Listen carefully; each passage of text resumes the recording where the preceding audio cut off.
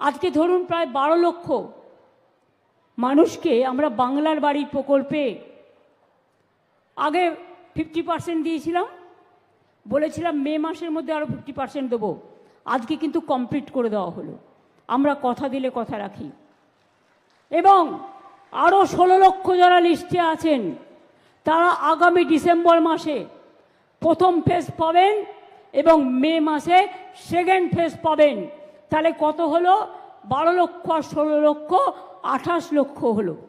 আগে 47 লক্ষ করেছি। এবং তারপরে আমি বলি, এই দেখুন মেয়েরা বলছে আমরা পাই, কই ওদের দিকে একটু তাকিয়ে দেখছেন না তো? ওরাই তো আমাদের ভবিষ্যৎ। মনে রাখবেন, এরপরেও যদি কেউ বাকি থাকে, কেন্দ্রীয় সরকারের স্কিম বন্ধ করে দিলেও আমরা রাজ্যের পক্ষ থেকে কেউ বাকি থাকলে পরে আবার ফেস ওয়াইজে করে দেব।